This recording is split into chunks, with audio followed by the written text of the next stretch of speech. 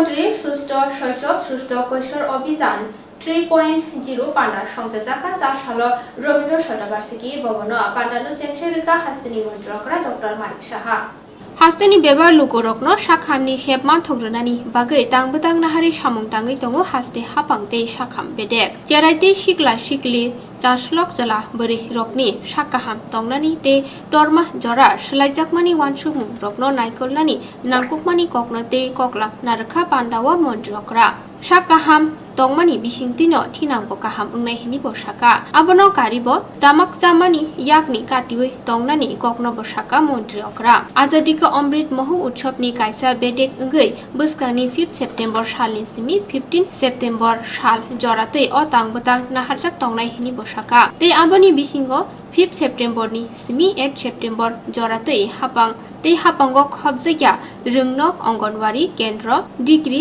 কারিগরি আইডিয়ানো খবই जुदा जुदा rungno kotor rogo rungsrungnai rokno bithi yafarjaknai 9 September ni simi 15 September jora anganwadi ni tangphang asha khlainai rok nogor nogor thangai kirimini bithi cherai rokno charinai tei kubuni nangkukmani bithi beraibo yafar rnai hini bosaka মন্ত্রকরা আমরা এখানে বিস্তর আলোচনা হয়েছে কেন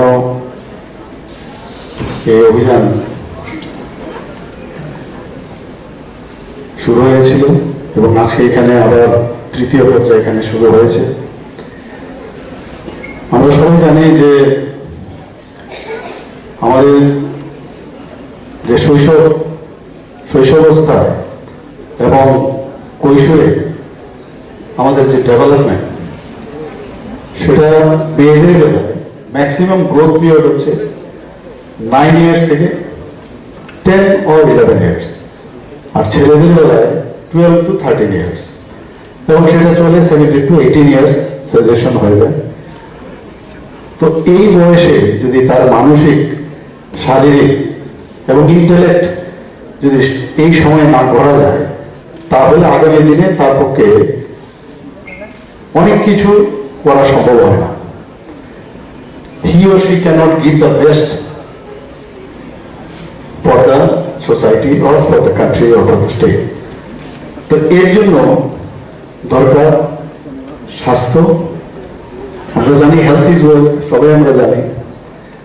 health যদি ঠিক থাকে এবং হেলথের পরিভাষা কিন্তু শুধু শারীরিক হলে হবে না, তার মানসিক এবং ইন্টেলেক্টও যদি ঠিক থাকে তবেই তাকে বলা হয় একটা সুস্থ ছেলে বা মেয়ে, সুস্থ নাগরিক।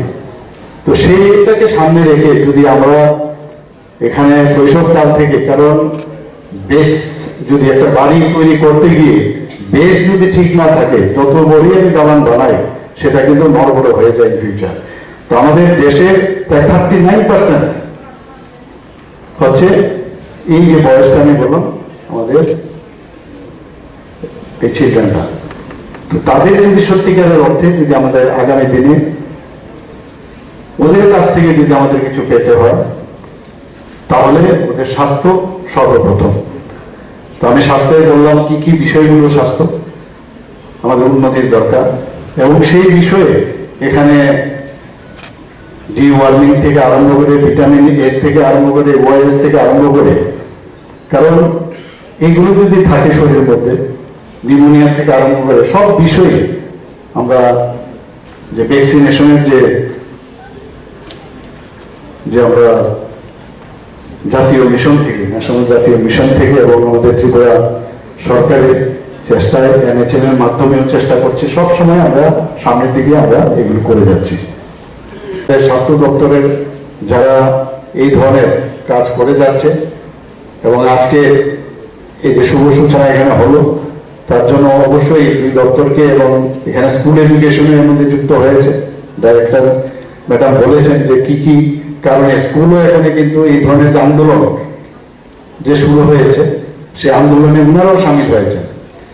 তো সব মিলে প্রতিটা দপ্তরে একটা ইন্টিগ্রেটেড ওয়েতে কিন্তু কনভার্জেন্ট যে কথাটা বলেছেন এখানে আমাদের চিফ সেক্রেটারি, যে কনভার্জেন্স ওয়েতে এখন সব মিলে কাজ করছে। আগামী দিনের যারা নির্ধারক এই প্রদেশের এবং দেশের, তাদের এটা আমাদের কর্তব্য। আমরা যেহেতু আমরাও শৈশবকাল থেকে আমরা এখন বার্ধক্যের পথে এসেছি। আমরা দেখেছি তৎকালীন সময়ে এই ধরনের কিন্তু এই যে ডিওয়ার্মিং এই ধরনের সিস্টেম কিন্তু সেই অর্থে কিন্তু ছিল না। এখন যেভাবে সরকার চেষ্টা করছে যে প্রতিটি মানুষই যেন যে কুষ্ঠরোগ থেকে বলুন, টিউবারকুলোসিস যেটা বলছে সেটার থেকে আমরা মুক্ত থাকতে পারি, তো সব বিষয়ে সরকার সচেষ্ট। এখানে কথা হয়েছিল সেজেশন অফ টোবেকো। আমি নিজে যেহেতু একজন ওরাল এন্ড ম্যাক্সিলোফেসিয়াল সার্জন, আমি জানি যে বারবার বলা সত্ত্বেও ওরাল ক্যান্সার ভ্যাকসিনের নামে স্কোয়ামাস সেল কার্সিনোমা আমরা দেখেছি মুখের ভিতরে। তো এইগুলোর মধ্যে বারবার বলা সত্ত্বেও তারপরেও কিন্তু অনেকে দেখি তার থেকে কিন্তু এই টোবেকো চিউইং থেকে ওরা কিন্তু করে না। তো বারবার এটা একটা অ্যাওয়ারনেস প্রোগ্রাম আমাদের তরফ থেকে, আমাদের স্বাস্থ্য দপ্তর থেকে। শুধু একবার বললাম বা আমরা মাঝে মাঝে বললাম সেটা না, প্রতিনিয়ত সেই বিষয়গুলো আমাদের বলতে হবে। আমরা এখন দেখছি সারা ত্রিপুরার মধ্যে বাচ্চাদের মধ্যে একটা নেশার প্রবৃত্তি এখন দাঁড়িয়ে গেছে সব জায়গায়।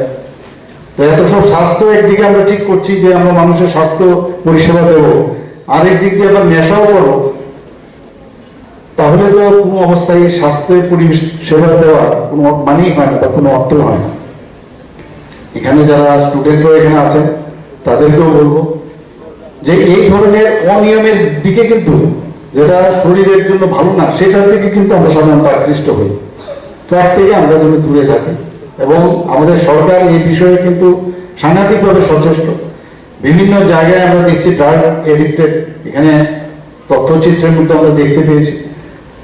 তো এই বিষয়টা এখানে যারা উপস্থিত আছেন আমি